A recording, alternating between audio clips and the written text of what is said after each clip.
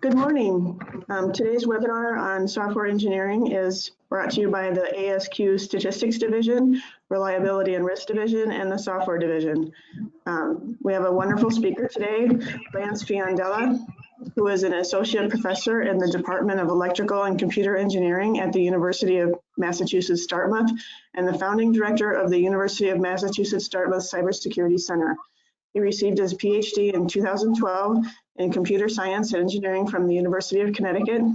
He has published over 125 peer-reviewed journal articles and conference papers. His research has been funded by the United States Department of Homeland Security, Army Research Laboratory, Naval Air Systems Command, Naval Sea Systems Command, National Aeronautics and Space Administrations, and the National Science Foundation, including a career award. So we should have a wonderful talk for you today. One quick housekeeping thing, if you have any questions, we will read them at the end, so please go ahead and type those into the questions panel that you have there, and then we will address those towards the end of the talk. And with that, I'm going to turn it over to Lance for the rest of the talk. All right, thank you very much for the introduction, and thank you to all the attendees for taking time out of your schedule. I know with the present work modality, it can be quite difficult to stick to one's plans. So today I'll be talking to you about some research that was done by myself, my students, and a few collaborators. I will talk about the algorithms, but I will also give an overview of the tools. I know that many of you may be coming from an industry or government background who have an interest in how to apply existing techniques without necessarily getting into the deep details of the underlying mathematics and the theory. So I will try to address the broad interests I imagine are in the audience. But let me begin. For those who, there are often individuals who challenge the relevance of software relative to other fields of reliability, like mechanical reliability. It's very important for aerospace and structures, but software has clearly begun to penetrate all aspects of society. And what we have seen is, sadly, the consequence of unreliable software. So just showing here a few of the high-profile failures that occurred, and I'm not singling out any organization here. They just happen to have an instance where the underlying cause of system failure was due to software failure, or was identified as the most probable cause simply because it wasn't possible to determine what the true underlying cause of failure was because of the remote nature of that platform. And as you can see, the consequences can be all of the most undesirable aspects, from death to significant loss of property. It obviously isn't very good when an organization makes the front page for the wrong reasons. And again, these numbers may be pessimistic in the sense that some of that dollar amount was research and development, so not all was lost, but a substantial portion of those dollar amounts were actual loss of equipment. So clearly, while systems are highly multidisciplined in today's engineering environment, software happens to be growing quickly, its complexity as well, and therefore it tends to exhibit an outsized proportion of the failures relative to the system failure rate, and therefore is often a pain point for systems engineering, because it is difficult to engineer highly reliable software that ensures the safety and other desirable attributes of that system. And this isn't anything we don't know about. In fact, there are periodic reports that talk about the impacts of software reliability or activities related to software reliability. One of the off-cited reports is the NIST report on the economic impacts of inadequate infrastructure for software testing. And back in 2002, which is almost 2 decades ago now, they estimated, and that interval is an estimate of the approximate cost in billions of dollars, so anywhere from $20 to $60 billion, which was a non-trivial portion of the United States GDP. So this report was specific to the United States. And clearly, with the increased dependence on software, those numbers can only increase. Moreover, there have been similar reports on cybersecurity that might put those numbers in the hundreds of billions or even trillions. So there is the NIST report. There are various other reports like the Defense Science Board report of 2008, in which one of the main conclusions was that reliability, availability, and maintainability were not being implemented in a robust manner throughout the acquisition process for systems that were going through the defense acquisition process. And hence there was a renewed emphasis on reliability more broadly for DoD. And more recently, the National Academy's report on reliability growth for enhancing defense system reliability. So again, a broader system reliability perspective, and for the Department of Defense, but still relevant to very complex systems. And what this is, if I am mistaken, we would be due for another report this year or very soon. It's not something that's going to go away. We're only going to use software more, and therefore the need for methods to assess the quality of software will only increase. And I've spoken to this now in great detail. So the reality is that many people don't know how to program, and we put our lives in the hands of software engineers on a regular basis, whether we realize it or not, in the aviation domain, for example.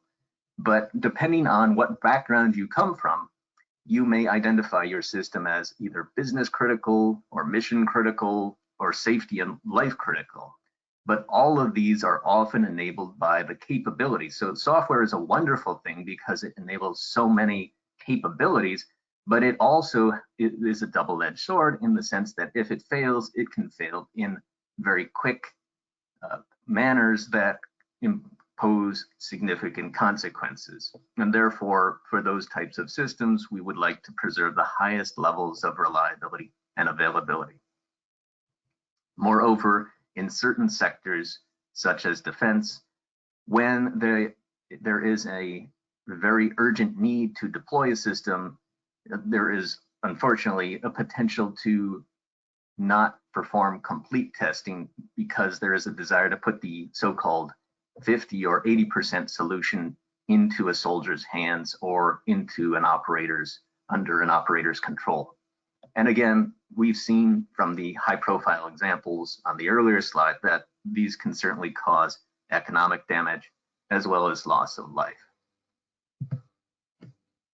Now, again, another interesting study from the National Research Council was the 2010 study on critical code. And I've taken from that report that what they were reporting were the numbers, that is the percentage of software-enabled functions on various generations of fighters. So you can see that the various generations of fighters, they might be about 20 years apart, especially the first few, but that the increase in software-enabled control increased non-linearly, and we're approaching an era of fully or unmanned systems that are completely controlled by software with some kind of human supervisory control only that commands higher level mission objectives. So we're clearly entering an era of automated systems.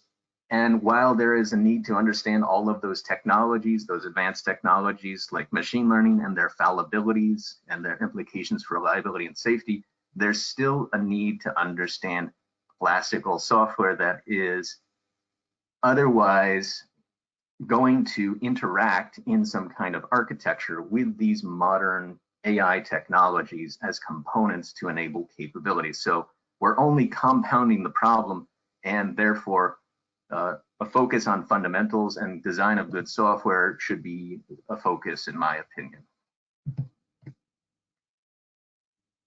So again, the work of the 2014 National Academy's report on enhancing system reliability, one of the recommendations, there were 25 recommendations. The work that I'm presenting to you today is attempting to address this specific recommendation, which was the use of reliability growth models to direct contractor design and test activities, such that the government can ensure for the taxpayer and the user of those technologies high quality software and systems. Now, and I will talk about the tools, as I mentioned earlier. There were previous tools, they're known by their acronyms as CASRI and SWEEP, for example, and they were able to automatically apply software reliability models, which effectively contributed to reliability test and evaluation automation, specifically the evaluation, but they were many decades old and either unavailable, they simply weren't accessible to an individual desiring to download, or they were very difficult to configure, required a virtual machine, may not run on a virtual machine, and now with security concerns, it may not be a possibility for an organization to configure one of these older tools on a virtual machine. So what we did was, in collaboration with a colleague from the NASA Jet Propulsion Laboratory, Alan Decora, one of the original designers of the CASRI tool, we developed the software failure reliability and assessment tool, colloquially referred to as the SFRAT. We did that with support from NavAir, with the intention of supporting the broader defense community, as well as the software engineering community. The software is free and open source. It is accessible from a GitHub repository. I will share the link in a later slide. And we subsequently achieved a further level of automation with some support from the NASA Office of Safety and Mission Assurance to further automate, recognizing that everybody who might use such technologies has a very busy day job, and why add one more task to their busy day? If one can configure a script, one could run the tool in an automated manner, and hence configuring this automated script to automatically use the tool to generate reports could incur some time savings over the long term if a project or program takes many months or years. So let's get to the research contribution. The goal here is to provide a tool that has point and click functionality, is both reliable and exhibits high performance itself. So when a user who isn't familiar with the underlying mathematics points and clicks and imports their failure data for fitting a curve and making predictions about future reliability trends, they want to be confident that the predictions made by the models are indeed those that are they are indeed the models of best fit. So what we needed to do, and the underlying technical challenge, was the stability of the model fitting algorithms. Some of these models have complex parametric forms, and it literally required a PhD in many cases, or some high level of familiarity with statistics to apply these models in terms of identifying initial parameter estimates and getting the algorithms to converge. So obviously that did not engender wide adoption. And again, I'm showing this equation for the sake of reinforcing why an automated tool is needed. It's not needed to understand what this equation is. You could see in the top left that it's a log likelihood function. So more generally, for those, many of you are familiar with optimization in general, this is a maximization problem to maximize the likelihood of a relatively simple model with respect to the failure data. And so the goal of a automated system is to find the values of the various parameters in such a large equation. It's large because there are series that include all of the data points for failure, and do that in an automatic manner so that the user doesn't have to. And clearly this is not something that can be done by hand very easily, and therefore would greatly benefit from numerical methods to automate the model fitting step. Here, what I'm showing is a contour plot. So we have a bird's eye view looking down at the landscape of a likelihood function. This is that model fitting step we're trying to take. And what you can see in the top right is a large black dot. And you also see a second large black dot down and to the right. That is the maximum of the likelihood function. That's the point which identifies the parameters that best of the model that best characterize the data. And so what you can see are two separate sequences. One is this dashed line. What that's indicating is the classical Newton's method application. So what you can see is that even when you have a relatively good initial estimate, it's possible that the iterations of the Newton's method, either they could diverge, in this case they don't, but they go to infeasible regions of the search space, including negative fault detection rates, which have no physical meaning. So this example was selected for the sake of illustration to indicate that stability is a highly desirable property, especially when you have a user who doesn't understand the underlying mathematics and just wants point and click functionality that gets to the top of the hill. And so what the solid line is showing is our approach, which is an expectation or expectation conditional maximization algorithm, also known as the EM or ECM algorithm. And that's what I'll be presenting to you today, followed by some screenshots and visuals of the tool as applied to data sets. So this is the underlying problem that's being solved, and then we'll see what the models are, how we interpret them, what the real world implications like assessing cost and schedule risk might be.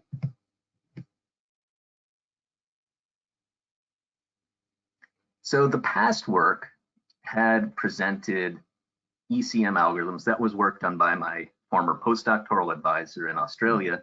And what he did was he derived a rather advanced stochastic point process ECM algorithm for various software reliability models.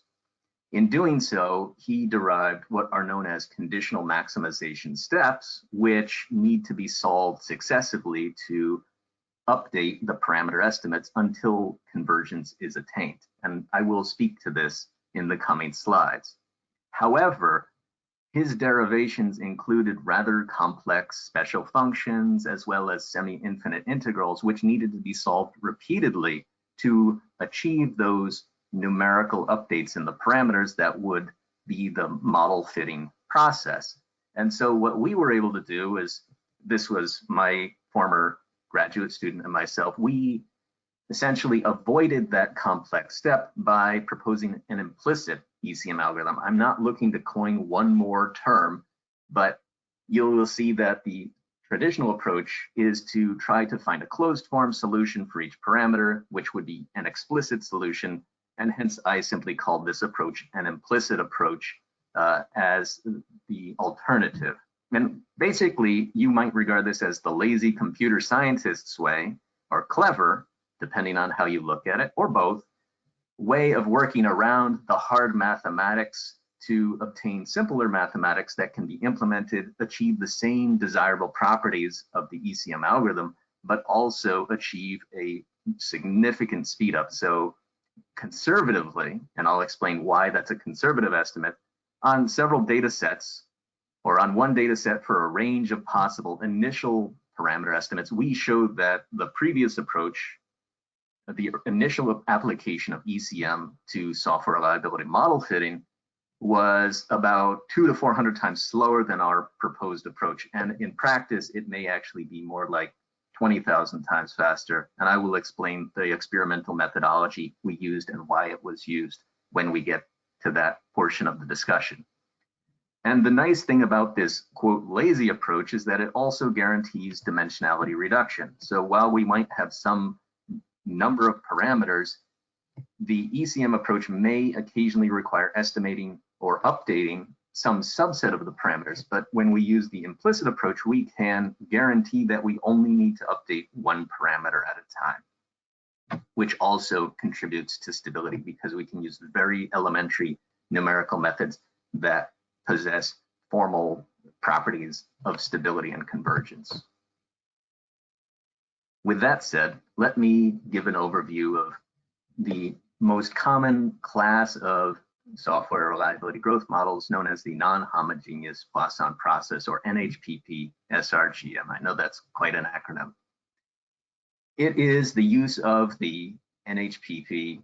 It is a stochastic process. It counts events, so you can envision time on the independent axis, and on the y-axis you have a step function which measures the time at which each defect or unique underlying deviation from the requirements was detected. So we'll have a step function, and we're going to approximate that by a continuous curve known as, which is the expectation or the mean value function of that counting process, the MVF.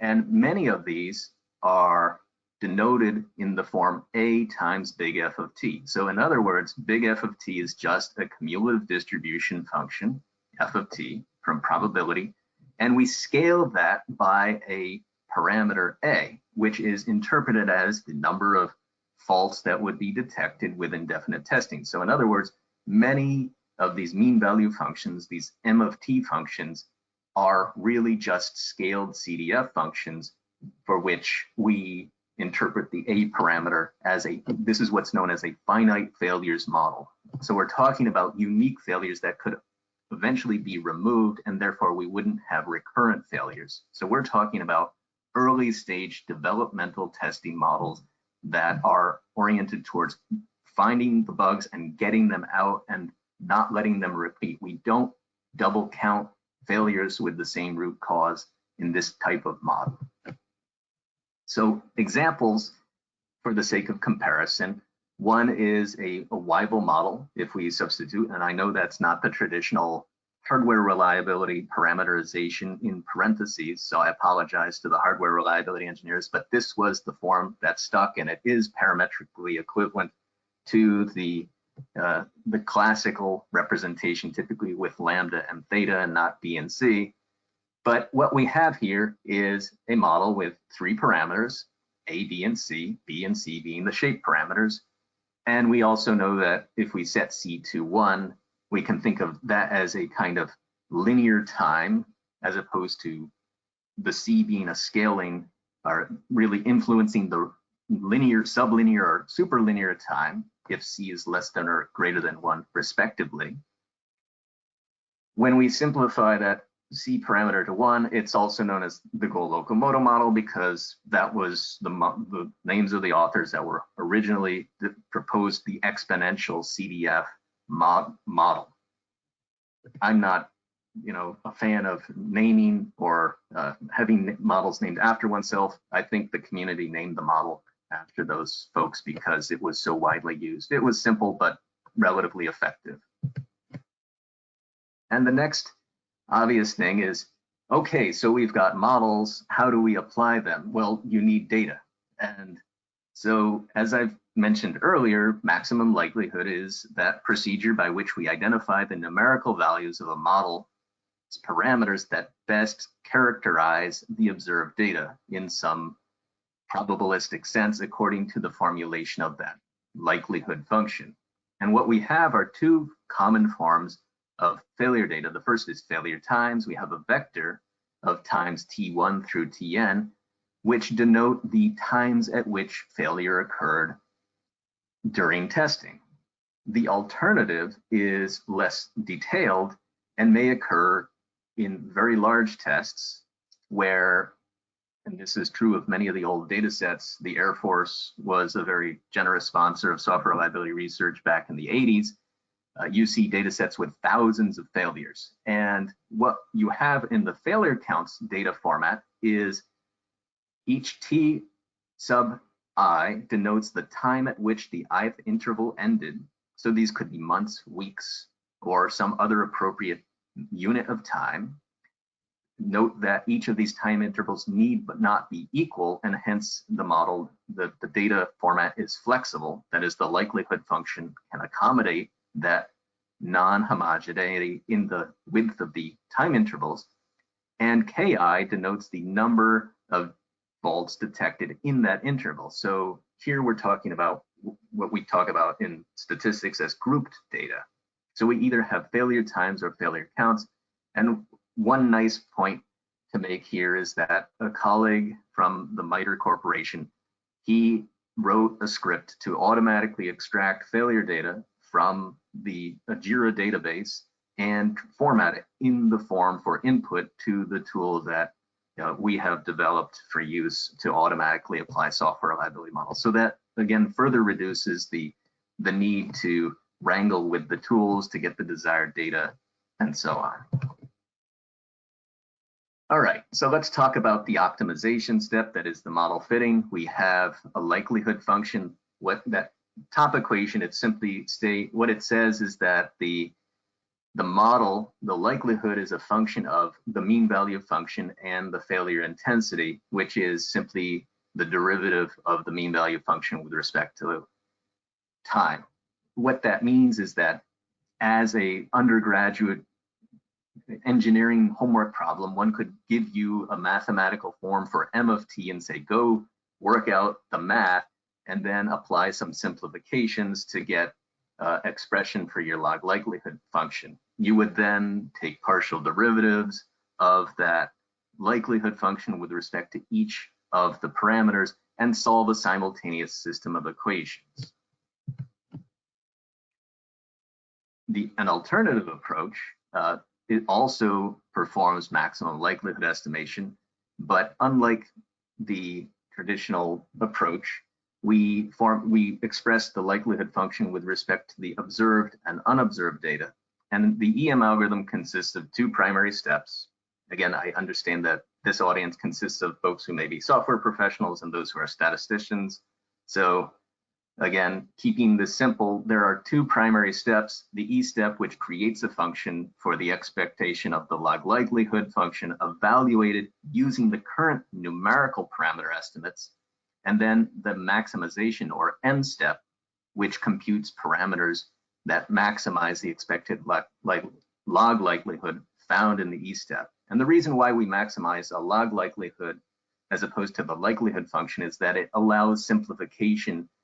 When we take partial derivatives, that system of equations tends to be simpler.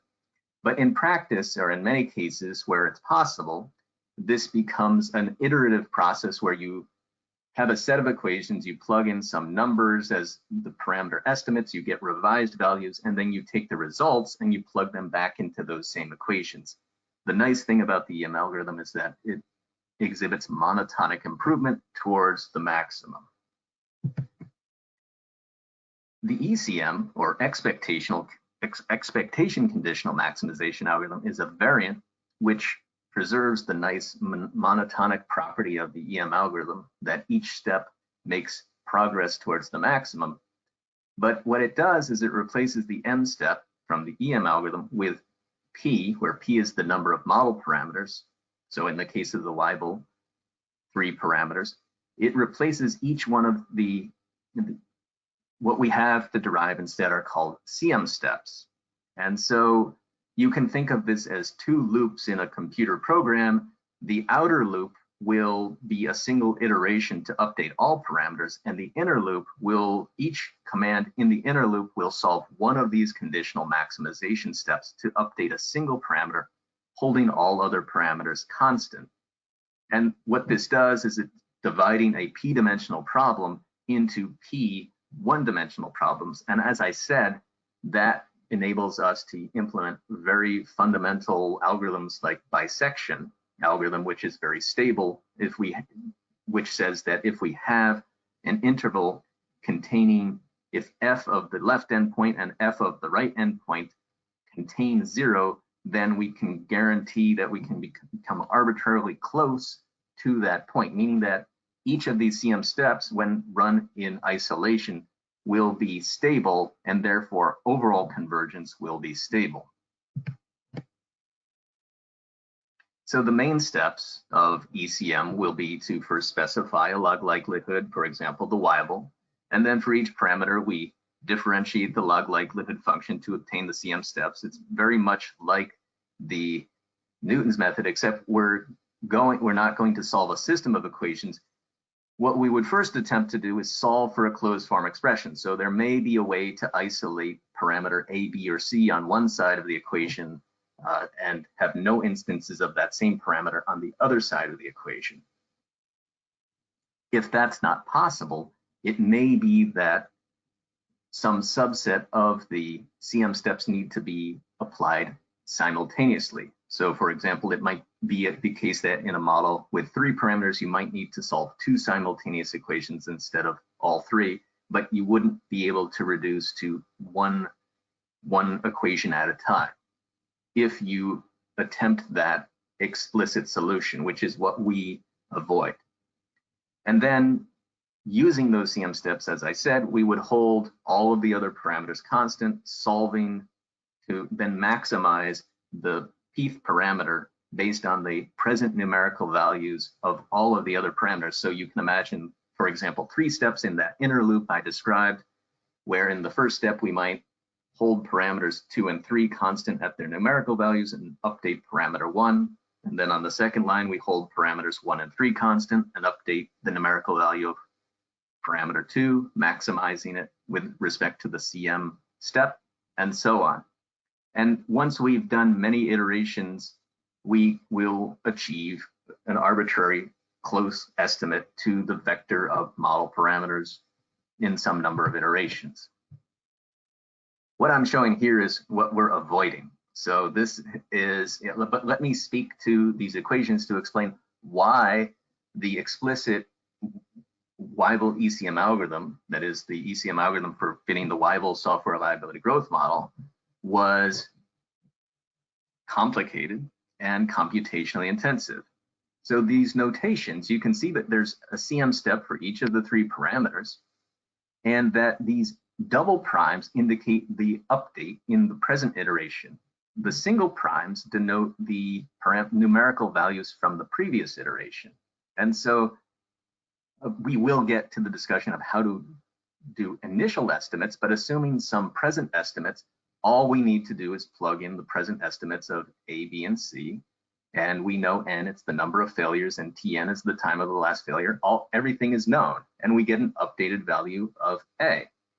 However, in the update or the CM step for B, you can see that it contains special functions like the gamma function and the complementary gamma function. These are special functions. They're often expressed in integrals. They are not easy to compute, meaning that every step, every time we wanted to update the B parameter in the inner loop of the algorithm, we need to solve some kind of numerical integral. Not only that, a summation of these integrals, a difference of these, meaning that this is clearly computationally intensive and requires a mathematical tool. Well, the goal in creating the free and open source tool was to avoid users having to pay a fee for a licensed software. One further complication we can observe in the third CM step is the fact that the parameter being updated, C double prime, also exists in the exponent in several places on the right-hand side. What that means is that there is no closed form. We would literally have to solve left-hand side minus right-hand side equals 0. It's got semi-infinite integrals. It's got summations with semi-infinite, or not semi-integral infinite, but several integrals over certain intervals associated with the individual failure times. This is just a very complex way to do the updates. Is there a way to avoid it? And the answer is yes.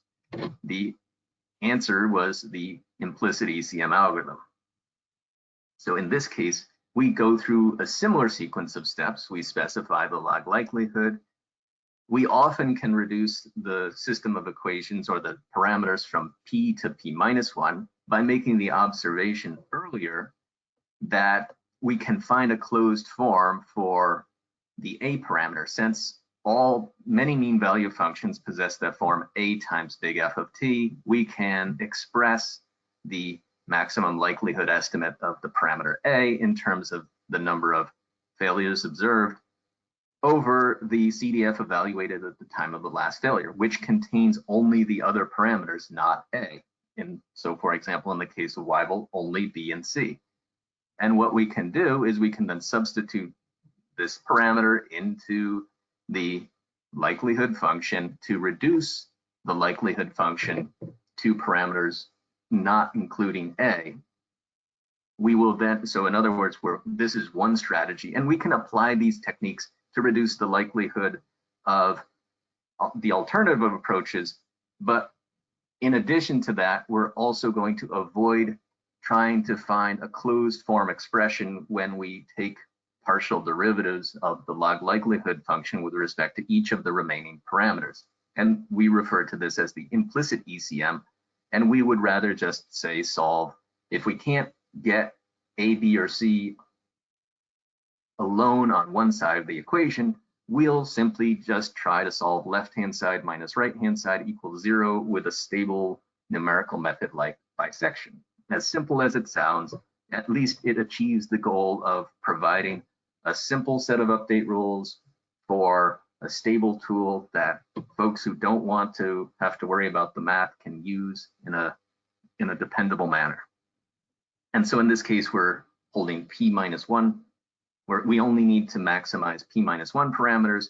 Once we've maximized those p minus 1 parameters, we'll substitute those numerical values back into our estimate for a hat, and we'll have an overall set of estimates for the parameter. We can then draw our graphs and our curves of best fit.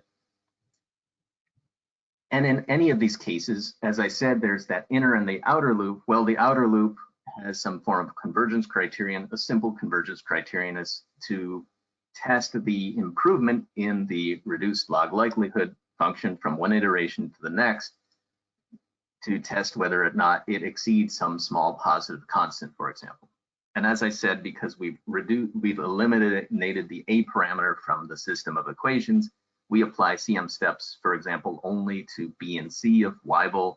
And once we've identified the MLEs of B and C, we can then identify the MLE of the A parameter when we've solved our problem with a very stable algorithm that doesn't require those semi-infinite integrals. So again, the math isn't simple, but it's much simpler. Recall I earlier showed the M of t, the mean value function for the Weibel function, or the mean value function. So the lambda t is that partial derivative. That's the intensity function. We can think about that as the instantaneous rate of change in the number of faults occurring at any given point in time, and it's time varying because this is the non-homogeneous Poisson process. And so we have a corresponding log likelihood function. We have a closed form for the A parameter, which we can then substitute into that second equation to get a reduced log likelihood equation, and then subsequently simplify with various identities of logarithms and so on, and solve for, by computing the CM steps by taking the partial derivatives with respect to those parameters, we get much simpler update rules or CM steps for the B and the C parameter, which you can see there are no integrals, there are no special functions. It's simply a function. They are simply a function of the failure times and the parameters that haven't been eliminated so far. So for both of these equations, we can simply solve left-hand side minus right-hand side equals 0 with a very simple numerical method and apply the CM steps alternating between B and C. So let's finally get to, well, where do we begin?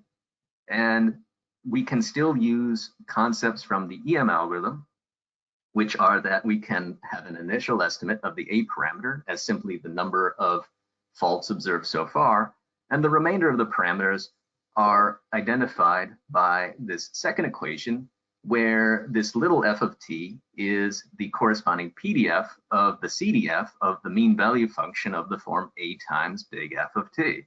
In other words, what this allows us to do is identify with a calculus-based method initial parameter estimates for our B and C parameters. If a closed form exists, we can do this analytically and then plug in our values. However, when that doesn't happen, we may need to simplify. So for example, we know that the exponential is a special case of the Weibel if we set C to 1, and therefore is a feasible initial value. So in our approach, we simply set the initial estimate of C That's this notation here, C superscript and in parentheses 0, to note that our initial estimate of the C parameter is 1, but we get a closed form solution for the initial estimate of the B parameter, which is often interpreted as the failure rate in the context of reliability.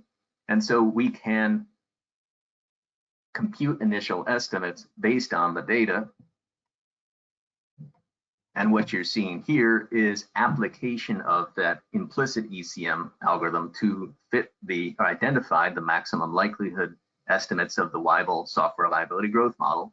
And what you're seeing are the two dimensions of the CM steps that need to be taken, the B and the C. A is not shown because it has been eliminated temporarily. And you can see 90-degree angle steps because each one of those corresponds to a CM step where we're maximizing with respect to only one variable, holding the other one constant. So you can see this alternating sequence of updating the C parameter, followed by the B parameter until the maximum is reached. And the number of iterations isn't as important as the total time taken. You can also see the monotonicity of convergence to the maximum. And then let's talk about the performance analysis comparing the previous EM and ECM algorithms with the implicit ECM algorithm that was developed in the paper upon which this talk is based. And so the methodology used in the original paper was slightly unrealistic. It assumed that the experimenter knew the maximum likelihood estimates, and what this row, this first column denotes is a perturbation. So for example, if the A parameter was 100 and the B parameter was 1 over 100 and the C parameter was 0.67, well then the experimentation procedure was to multiply all of the true underlying MLEs, at least according to the data, by this scaling factor, with the idea that the further we scaled, that is down or up, the estimates, it would take longer for the algorithm to converge. And you can see that those trends in the EM and the ECM columns. That is, the farther away the estimates were from the maximum, it took longer. In fact, it took somewhere between 2.5 to 2 seconds, with the minimum being around where it was already close to the maximum. Whereas our result achieves substantial speed up. It took often no more than 1/100th of a second. So these final columns are comparing the ratios of the run times between the original stochastic point process-based conditional maximization steps approach and our implicit approach, which, like I said, took the lazy or clever workaround, which didn't seek the closed form solutions. And you can see here that the speedups range from approximately 200 to almost 400.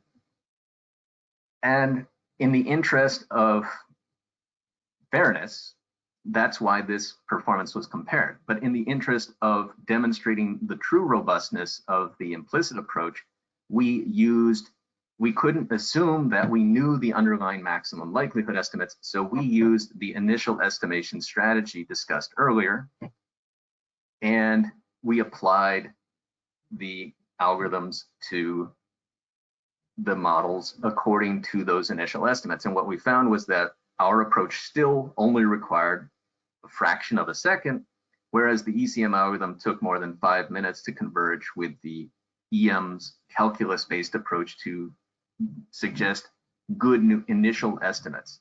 In that case, our speedup was 20,000. So we achieved a factor of 20,000 speedup, which is 4 orders of magnitude or more. So in summary, the whole point of this wasn't, it was to make a tool that's free and open source, so to encourage the widespread use of software reliability growth models to enhance software quality in early stages of product lifecycle.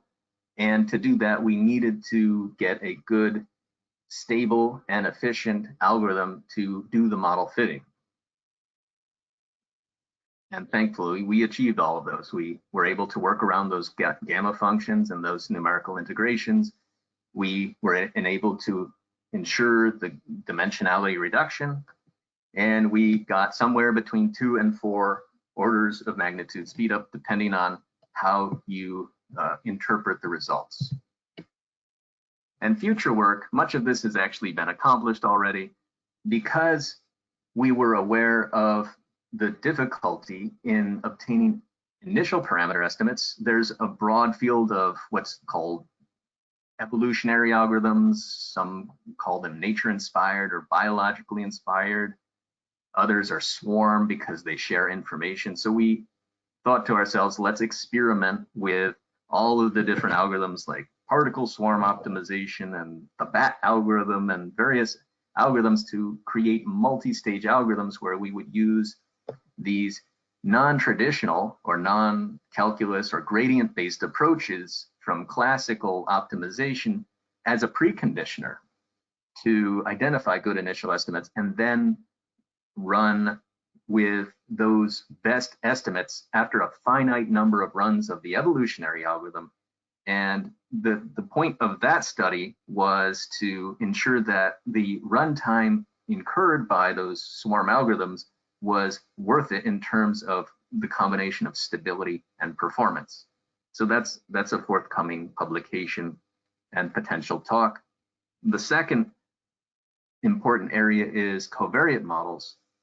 So while software reliability growth models have great value in terms of tracking the reduction in failure rate and other important metrics, one limitation is that they don't explicitly link the testing activities to the faults that are discovered. In other words, they're parametric models given by the form A times F of T or some other form. They can either be formulated or derived from first principles based on assumptions from differential equations, for example.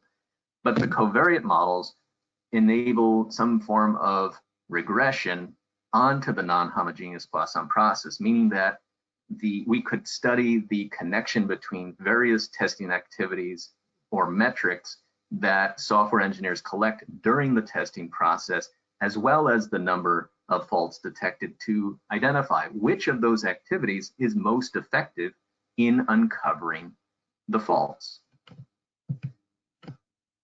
As I had promised, here are the links to the tool. I will note that my website is in transition. I have an external site. It stands for System and Software Development Lifecycle. That link would take you to a site or a page with many resources, including example failure data, so you don't need to go through that step, as well as a link to a GitHub repository and several documentation documents. The present implementation is in R. We're also working on an update that will be in Python, which will be on my university-approved website. And finally, let's get to the overview of the tool and its interface. You can see that it's a graphical user interface. It's implemented in Shiny, which is a third-party user interface development platform on top of the R statistical programming language. And there are 4 primary work tabs you do in sequence. One is to open the data. You can inspect the data in various forms. You can then apply the models. So that's basically providing point and click functionality like all of the algorithms we just talked about. And then we can make statistical inferences like predictions of the time to next failure or time to the next so many failures one would like to uncover, and also various statistical measures of goodness of fit to evaluate model performance. And so you can see, I know the screen is small, but there's point and click interface. The tool accepts either Excel formatted data or comma separated, and then you can view the data either as cumulative failure times or inter-failure times, which we would be interested in, for example, if our metric of interest was mean time to failure. We also have a statistical measure of reliability growth prior to data application. So it's a very simple, intuitive interpretation.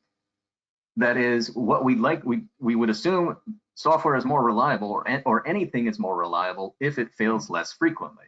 And hence what the Laplace trend test tells us is it's a quantile of the normal distribution, but what we would like to see is this trend line going downward. It's saying that with some level of statistical significance, the data is exhibiting increased times between failure, which implies that a model that increases but then levels off, like that has the form of a mean value function, the scaled CDF I talked about earlier, will be a good fit to the data. If that's not the case, that is, if the data is exhibiting constant failure rate, it is probably too early to apply software reliability growth models. Therefore, one may wish to wait until some time, or some number of failures are observed based on various levels of statistical significance to apply models. And that could be as low as 90% confidence. So it would be possible in this data set even to apply models to make predictions after observing some 20 to 25 failures. Of course, one needs to keep in mind that if the models we want simple models that predict the future well. That's preferred to complex models that don't predict the future well. And so in practice, one needs to apply models periodically. This is just a pretest to make sure that the data is exhibiting the kinds of trends we would like that would enable good model fits and therefore meaningful predictions. Here's, for example, data or models fit to a good data set, the data in red, the step function, and 5 models that were originally implemented in the tool, the dashed line indicating the time at which the last failure occurred, and hence all of the lines beyond that are predictions of the additional number of failures to be observed. Similarly, the failure intensity is simply the reciprocal of the failure time. So 1 over the time between 2 successive failures tells us the empirical failure intensity, that is the step function, and you can see that on average it decreases, whereas the models give the expected value of their corresponding mean intensity function. The value of this, and so this exact plot has been used on a major defense acquisition program to quantify progress towards a key system attribute of no more than 1,000, or no more than 1 failure per 1,000 hours of operation. And so one can project how much additional time beyond the present, denoted by this dashed line, is required to achieve that key system attribute. And if that time exceeds the schedule, well, then it's communicating schedule risk and the corresponding cost risk.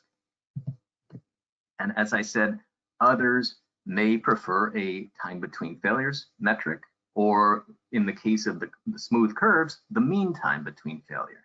Of course, that yellow line above is optimistic, but we've also built in those statistical measures of goodness of fit that show that that S-shaped model is not a good performer, and that one of these more conservative models that shows a slower increase in time between failures is probably more suitable for predictions on times to achieve a desired mean time to failure. And lastly, sometimes a reliability growth curve, which is defined as the probability of failure-free operation for a specified period of time. It has an underlying mathematical definition. I won't get into that here, but what we're showing here is the corresponding reliability growth curves and the probability of failure-free operation for a period of an entirety of 10 minutes or 600 seconds at various stages throughout the testing process. So you can see that by the end of testing, this software has not achieved the desired level of maturity, but it certainly has improved. Some models predicting reliability as high as 95%, and others more conservative at just 75% probability of non-failure for an additional 10 minutes of operation. Clearly not the only technology one would want to use to assure safety critical software, but a great way to at least show progress towards reduced failure rates for very large complex systems. And again, I'll acknowledge the sponsors, the Navy, National Science Foundation, and NASA. Thank you all for your time.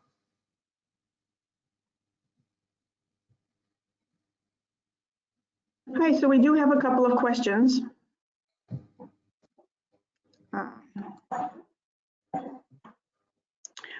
One of the questions was, I have seen papers that use call completion rate as a measure of software performance.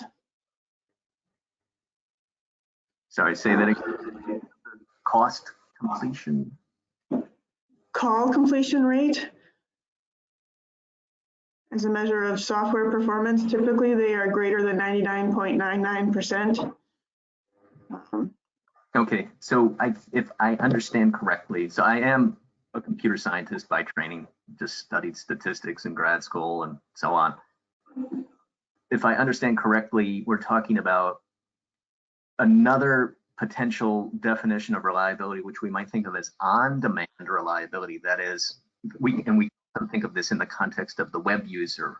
If I click on that button to purchase, complete purchase or do that credit card transaction, what fraction of the time, and that's independent of database commits and rollbacks and all that, what percentage of the time is that specific software functionality successful? And so I'm not sure if that we're talking about in some sense a user-oriented or user-perceived reliability is 99.9% of users when they click the button, the desired functionality occurs. There's that 1 in 10,000 who doesn't have what they expected to have happen. So it could be that that call completion measure is more of a point measure of, does this functionality do what it's supposed to do when called upon by that user, as opposed to these overall measures of, does the system or the software fail in some time interval that is characterized by the software reliability growth models, which again are just one tool in the toolbox. Thanks. There's another question where they have a question about the Weibull ECM model. Yes. They're confused on how you could have C prime on the right side of the equation for C double prime. Right. If I'm interpreting that right. Yes. So again, remember, there's an equality in between. So in those cases, the challenge becomes finding the value. We would need to, there are some knowns and some unknowns. Specifically, we know the value of the number of failures, that is n, but we don't know, we know we're holding A and B constant, so we know A prime, single prime, B single prime. What we're literally trying to find by maximizing the single variable C is the value of C, or updating it to maximize it in a manner that makes this equation true. And so fundamental concepts in numerical methods say that we can express an equation like this. What I'm saying is we can do one of two things. We can guess a value of C and plug it into both the left and the right hand side until it becomes true, that is, the equality is true, or we can solve that equation by taking the left-hand side and subtracting the right-hand side and solving for the value of C that makes the left-hand side equal to 0. And so that becomes what's known as a fixed point problem, or we can use various methods from numerical analysis to employ root finding algorithms to solve that single CM step.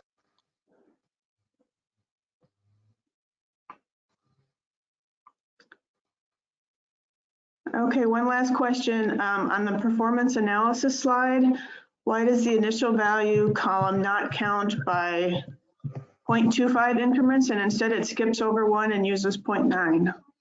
Well, it was 1.0, then it would be the maximum, and we would assume it would complete very quickly. I was not the designer of that study. I am an author on that paper, but I'm not the first author. And I disagree with the methodology in general, and that's why I also did the result reported at the bottom of the slide in red to say, if we didn't know the initial estimates at all, how well would the competing approaches do? So I believe it was for the sake of, well, we could do or minus from 1.0, we could do plus or minus 0.25, but the 0.9 seems to be the spurious addition for the sake of an interest in, but clearly it's not part of the overall pattern of the step size of 0.25 for the other rows in the table.